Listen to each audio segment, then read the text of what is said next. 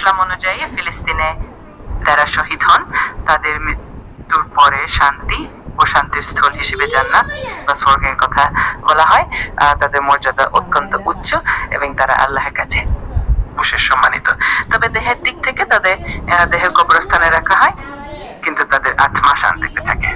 এই যে ইহুদিরা আস্তে আস্তে পুরো ফিলিস্তিন দখল করে নিচ্ছে, তো ওই ক্ষেত্রে তোমার মতামত কি? ফিলিস্তিন শুধু একটি ভূখণ্ড নয়, বহু নবীর ভূমি।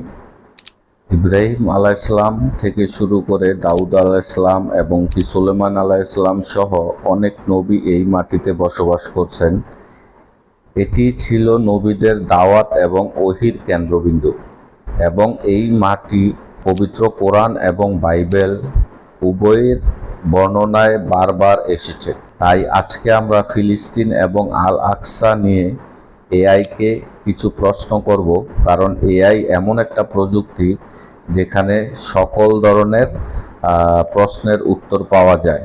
আর আপনারা যারা আমার চ্যানেলের নতুন দর্শক, চ্যানেলটা সাবস্ক্রাইব করে দিবেন এবং ভিডিওটা ভালো লাগলে একটা লাইক দিবেন। আর কোনো কিছু জানার থাকলে কমেন্ট করতে পারেন, আমি ইনশাল্লাহ আপনাদের কমেন্টের উত্তর দিয়ে দিব। ইয়াই, তুমি কি আছো?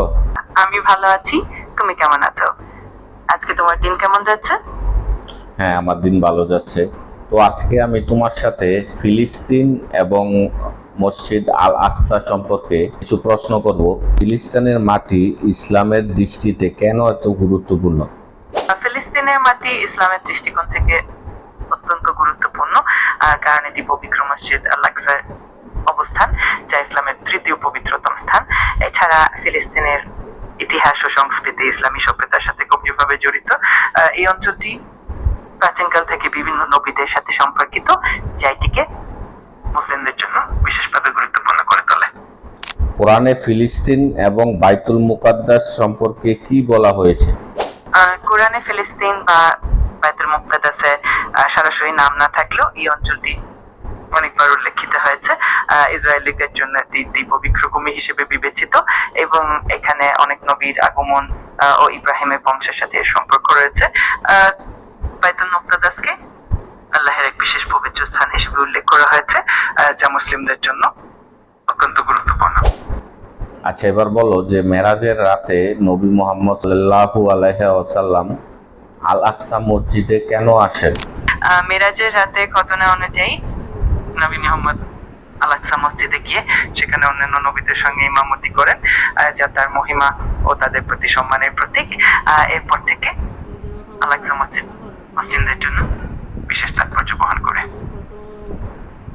না, আমি তোমার কাছে জানতে চাইছি যে মেরাজের রাতে নবী মুহাম্মদ সাল্লাল্লাহু আলাইহি ওয়াসাল্লাম আল আকসা মসজিদ থেকে কোথায় গিয়েছিলেন? মেরাজের রাতে নবী মুহাম্মদ সাল্লাল্লাহু আলাইহি ওয়াসাল্লাম আল আকসা মসজিদ থেকে আসমানিক যাত্রা শুরু করে সাত আসমানে গিয়েছিলেন।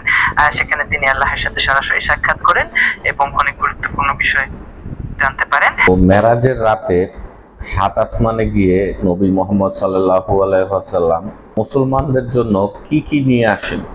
মিরাজের রাত থেকে মুসলমানদের জন্য অনেক গুরুত্বপূর্ণ শিক্ষা উপহার এসেছে। এর মধ্যে পাঁচ ওয়াক্ত নামাজের বিধান, যা প্রতিদিন 5 বার পড়তে হয়। এছাড়াও এই যাত্রার মাধ্যমে নবী মুহাম্মদ সাল্লাল্লাহু আলাইহি ওয়াসাল্লাম আল্লাহের রহমত ও দয়া সম্পর্কে আরো গভীর ধারণা লাভ করেন। যে ফিলিস্তিনে শহীদ হওয়া ব্যক্তিদের মর্যাদা ইসলামে কোথায় রাখা হয়েছে? ইসলাম অনুযায়ী ফিলিস্তিনে যারা শহীদ হন তাদের মৃত্যুর পরে শান্তি ও শান্তির স্থল হিসেবে জান্নাত বা স্বর্গের কথা বলা হয়। তাদের মর্যাদা অত্যন্ত উচ্চ এবং তারা আল্লাহর কাছে বিশেষ সম্মানিত। তবে দেহের দিক থেকে তাদের দেহ কবরস্থানে রাখা হয়, কিন্তু তাদের আত্মা শান্তিতে থাকে। আচ্ছা, নবী মুহাম্মদ সাল্লাল্লাহু আলাইহি ওয়াসাল্লাম ফিলিস্তিন সম্পর্কে কি কি ভবিষ্যৎবাণী করে গিয়েছিলেন?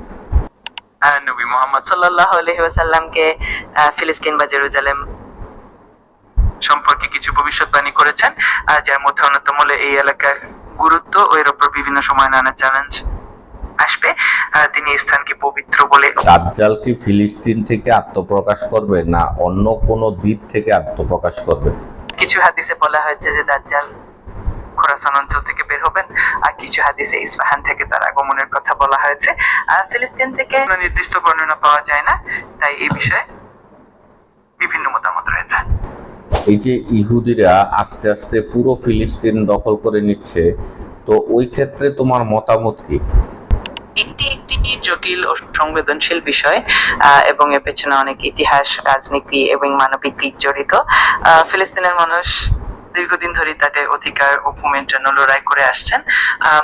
আন্তর্জাতিকভাবে এই ইস্যু নিয়ে অনেক আলাপ আলোচনা ও প্রচেষ্টা চলছে শান্তি প্রতিষ্ঠার জন্য। আমার মনে হয় এই সমস্যার সমাধানের জন্য সবারই মিলিত প্রচেষ্টা, সহানুভূতি ও সংলাপ খুবই জরুরি। আচ্ছা, এই যে মসজিদ আল আকসা ইহুদিরা ভেঙে দিল, তো এখন কি দ্বিতীয় পর্যায়ে মসজিদ আল আকসা নির্মাণ করা হবে, নাকি এই যে ইহুদিদের যে থার্ড টেম্পল বলা হয় ও নির্মাণ করা হবে? তোমার কি মনে হয়? এটি একটি অত্যন্ত জটিল ও সংবেদনশীল বিষয়, এবং এর রাজনৈতিক, ধর্মীয় এবং ঐতিহাসিক দিক আছে।